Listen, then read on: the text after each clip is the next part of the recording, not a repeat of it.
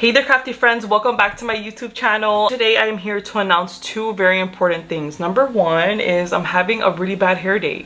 But number two, there's a new kid in the block. And when I say new kid in the block, I mean there's a brand new crafty machine that a lot of us have been having our eyes on for a long time. I will give you one hint, unless you already figured it out by the title of this video, obviously. I actually just made this shirt with this machine. Let me show you how. In today's YouTube video, I'm gonna unbox with you. I'm gonna give you all the details, my true opinions. I'm gonna press a shirt with you. I'm also gonna show you how to press a DTF film shirt with you step by step, and then we're gonna really talk about this new crafty machine. Is it worth it? Is it better? Is it not better? Is it worse? I don't know. Let's find out.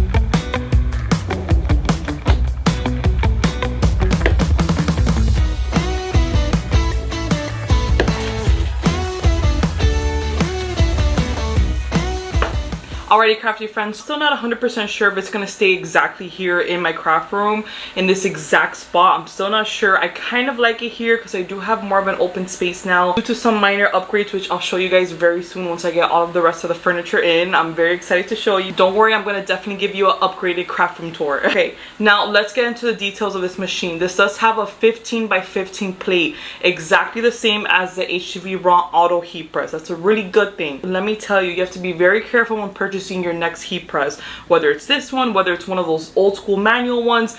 Be extremely careful. Make sure you're seeing the measurements of the plate.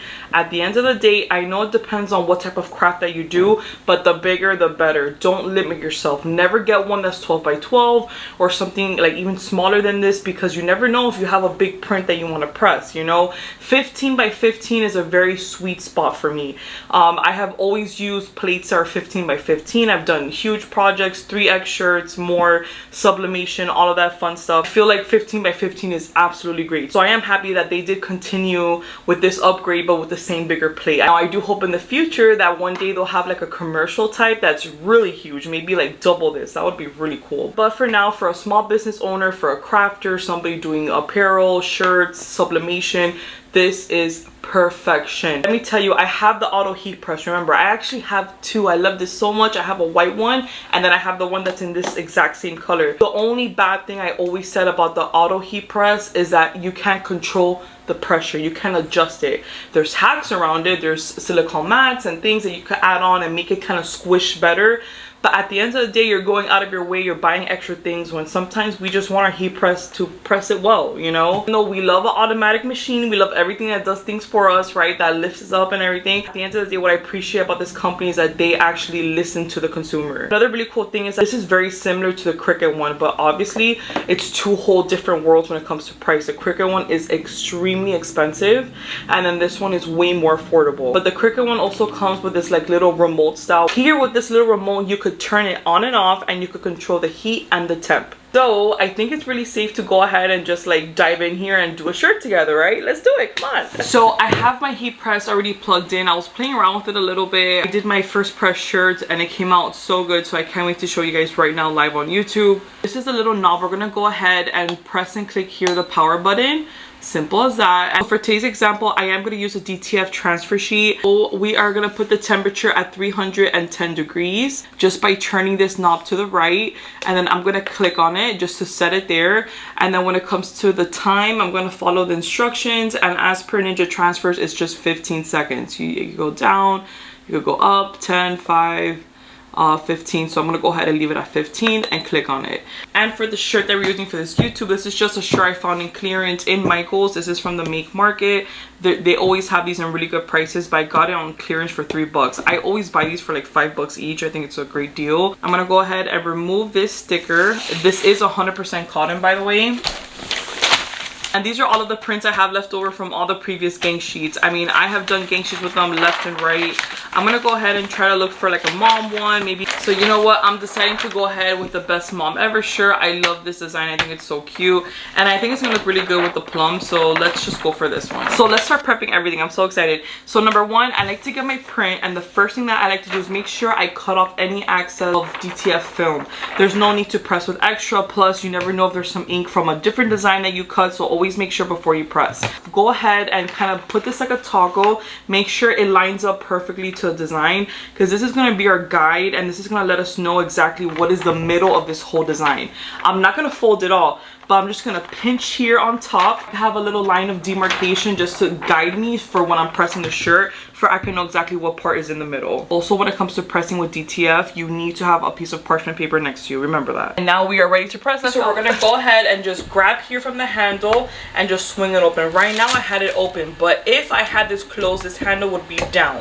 But since I have it open, I'm going to go ahead and put it up, and I'm going to swing it. By the way, this swings either or. So either this way or this way, and a whole 360 as well. Another thing I find very cool, but also keep caution that you do have this cord here, so you can't keep on like going round and round. You have to choose either here and then come back here, or the opposite. So let's go ahead and give us this beautiful big space. This is definitely something I am not used to. The HTVRont auto heat press, you're very limited. It is a pull-out drawer, so you pull it out, but you still have like this blocking section from the top of the heat press that if you get too close, you could kind of like touch it and burn yourself. So I really appreciate this open concept when it comes to pressing and be able to put your design on here. Let's go ahead and lay my shirt down. Now I have so much space to work with. I don't even know what I'm doing here. Lay our shirt down. There's a lot of wrinkles here, so I like to give it a quick, just 2-3 second press. I'm going to go ahead, line it up to the middle, press it for 1 to 2 seconds. 1, 2, 3. Release it. And by the way, this is like, I feel like I'm doing nothing because it's like so lightweight. I don't know, this is crazy. So now you see there's absolutely no wrinkles, which this is my first sign that my pressure is really good for this project. I'm going to make sure I have a lint roller next to me, and I'm just going to pass through everything here to make sure that I don't have any type of lint on my shirt whatsoever. Again, our little hack, we have our line of demarcation here, so I'm going to go ahead, aim it to the tag, right? So right down the middle, and then I'm going to use my 3-finger method here from the collar to here to make sure this is a good press. By the way, I did want to mention this. If you are a beginner when it comes to pressing shirts, putting this down exactly where it needs to go and straight could be extremely nerve-wracking, okay? You don't want to ruin shirts. I highly suggest picking yourself up a really sturdy type of measure. So what this does is kind of tells you like that 3-inch rule right here. And even if you want to do like a pocket logo, or if you want to know how far out you could go, this is amazing. I've had this for a very long time, as you could tell. It's very beat up and very scratchy, but I really like this one. It has a hole, you can hang it on your pegboard or on your wall, and it's acrylic. So see, I've had it for a long time. It still looks brand new. I just gotta clean it. Alright, so since I'm happy with my design, I'm gonna go ahead and swing this over. Right, I'm gonna press down, and I'm gonna click right here, press down on my time, and that's gonna be my timer. The beeping is done. I'm gonna lift, I'm gonna twist. Look at that, beautiful. Now I am going to wait about 2 or 3 minutes because this has to cool down. Depending on which company you're working with when it comes to DTF, it will either be a cold peel or a hot peel or warm peel. For Ninja Transfers, it is definitely a cold peel, so we got to let this cool down. A quicker way to let this cool down, by the way, is just bringing it up, shaking it off. I even used a water bottle method. If you don't have patience like me, you could use a ceramic disc, a water bottle, an ice pack, whatever you want to just let this cool down quicker. Listen, I chose this exact type of printing style for a reason. When it comes to DTF printing, if the pressure, if the heat settings, if the timing is off, the print will not look good. I chose very carefully exactly what I wanted to show you guys first. Pressing with this brand new press on a DTF print on a cotton shirt, I did it for a reason, trust me. Ready? So now it is definitely cold to touch. I'm going to go ahead and grab one corner of my DTF print, and I'm just going to... It came out like absolute butter. Look at that. Beautiful. I am loving this so far. I could already see the fabric through the DTF print, but we're still missing one more press. In the DTF printing world, it is always suggested to do one extra press, but with parchment paper. This kind of gives your image that final seal. Not only that, if you notice here, it looks a little bit kind of glossy, not too much actually, but a little glossy. When you do that final seal, it'll make it more matte and it will go more into the fabric, which is what we want. We don't want it to feel like a huge sticker. We kind of want it to feel like fabric, but in reality we know it's not fabric, it's not sublimation, right? But we do want it to feel comfortable, not like a sticker. So I'm gonna go ahead and put my parchment paper on top, which by the way, you could reuse parchment papers a million times when it comes to DTF printing, because none of that ink is gonna stain the parchment paper, by the way. And I'm gonna go ahead and swing over. We're gonna push down, and then again for the 15 seconds. All done. As you heard the beeping, let's release. Get our parchment paper. Oh my god, it looks so good. Here we have our beautiful DTF print shirt.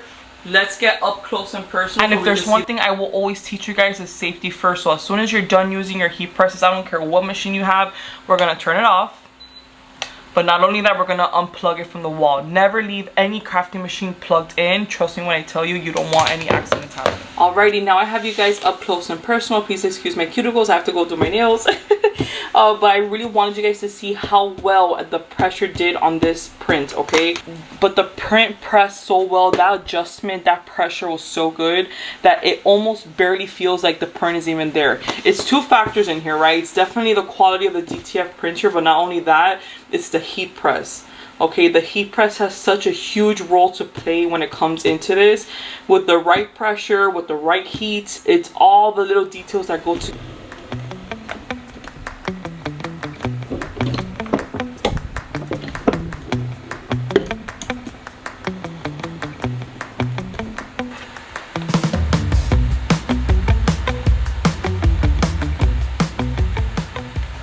Alrighty, so I would love to hear your opinions in the comments. Let me know what you think. Do you think this machine is worth it? So far, truly, I'm loving it. You guys know I speak with 100% transparency on this channel. And honestly, this machine wasn't great. And if this machine wasn't worth it, it wouldn't be even posted right now or talked about. I don't like to bash companies, but I don't like to not say the truth either. So proud of HTVRont for hearing all of us and hearing their consumers and seeing our problems, that we needed that extra pressure. We needed to be able to adjust it. It's such a breath of fresh air that companies actually listening to their consumers. Yeah, just let me know what you guys think in the comments. I'm super excited to get your opinions on it. Thank you so much for watching. Let me know if you like this video. I guess this is the part where I say like, subscribe, thumbs up, comment, share, whatever you gotta do. PS, the holidays are coming, so get ready for lots and lots of projects. Love you guys.